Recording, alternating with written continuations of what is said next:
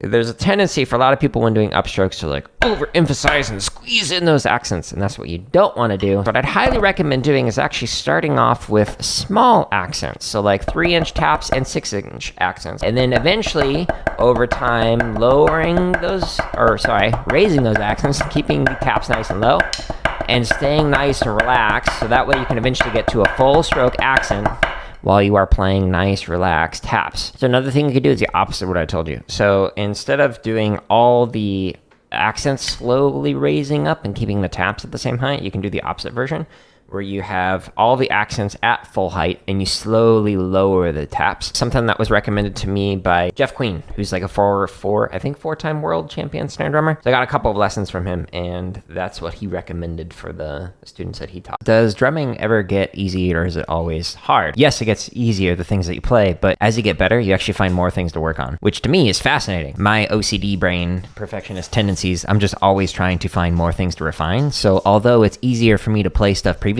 I realize that there's more things to always work on. So you like start focusing on the little nitty gritty stuff as opposed to like, what is a paradiddle diddle like up on the screen? Like you figure out what that is, and now it's like, how do I make it so that the spacing in between each one of the notes is like perfect, and that we have like the exact same touch but on the different types of taps, whether you're doing the first or second note of the diddle, etc. Like all those little things that you focus on become harder, even though it's easier for you to play and think of the paradiddle diddle, etc. So it's a fun little paradox there that becomes easier to play, but you find more things to work on, and that just gives you more and more. And if you'd like that process, great. Otherwise, if you're just focusing on the end result, then drumming might not be very fun, because it's always going to be difficult, but it's fun.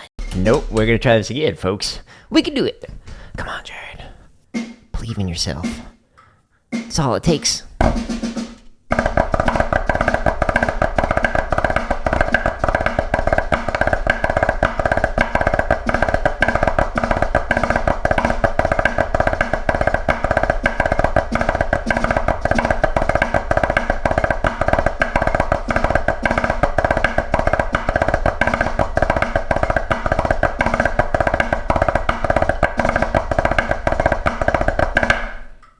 See, all it takes is believe in yourself. Doesn't take any practicing for decades.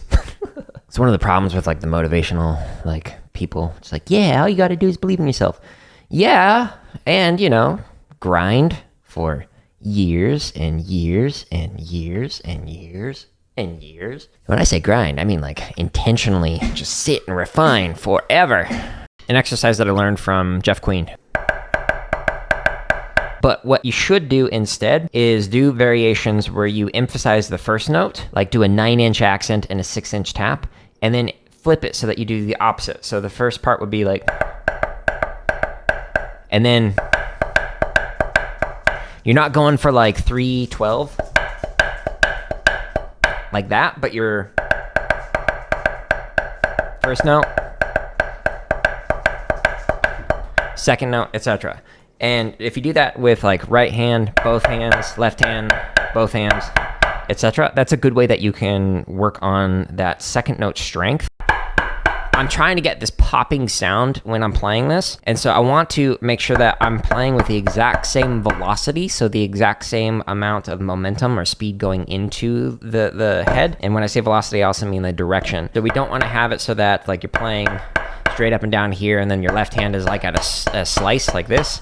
That's going to give you a different sound quality. So doing a double stop like this makes it so that you can actually hear if you have imbalances, and you start to hear that flam sound. So see how my right hand is higher than my left?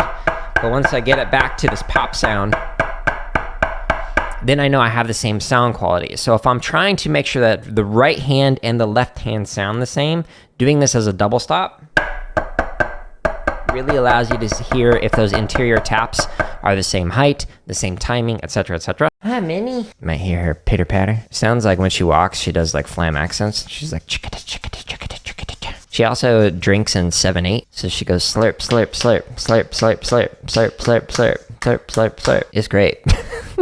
Anyone else have dogs that do that? That walk doing phlegm accents and doing drinking 7/8. She's a special one. If you're working with a drumline or on a drumline, one of the things that I recommend is actually doing like a pre-warm-up before you warm up, like playing on your own or just kind of like doing a bunch of buzzes and whatnot to get the blood flowing. The reason for that is because if you like look at the professional level drumlines like in DCI, WGI, etc., they're usually performing at night, usually. They've been playing all day leading up to that. That's different than a lot of high school groups that might be like driving somewhere and maybe they didn't have the opportunity to warm up in advance of that or to like have rehearsal like the morning of, the afternoon of, etc. So what I recommend is you actually like do some kind of a pre-warm up, whether it's on the bus or when you are in the lot. Just give time for members of the line. Like, hey, take 2 minutes, just play whatever you want, get your hands going, and then we'll come together and we'll start working on warming up as a group because you want to warm up as an individual, and then the warm up with the group is to focus on listening in and playing unified, etc. So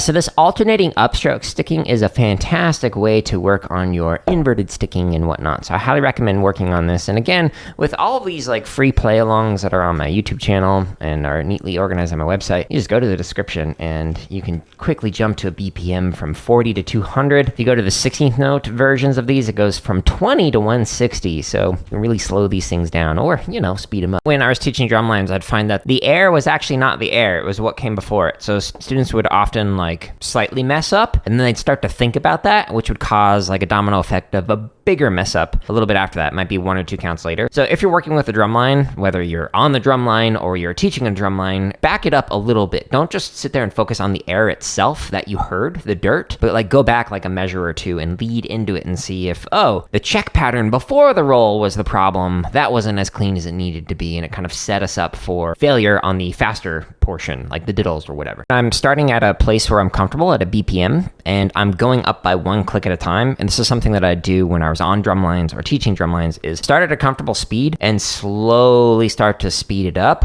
1 click, 5 click, 10 clicks, whatever you need to do, and get to the performance tempo that you're aiming for. Don't just sit there and rep it at performance tempo. Rep it with proper technique and with good sound quality and slowly build up over time. This might be over the course of an hour, a week, or even a month to actually get it to performance tempo, but it's the slow reps at good technique that is going to pay off in the long run.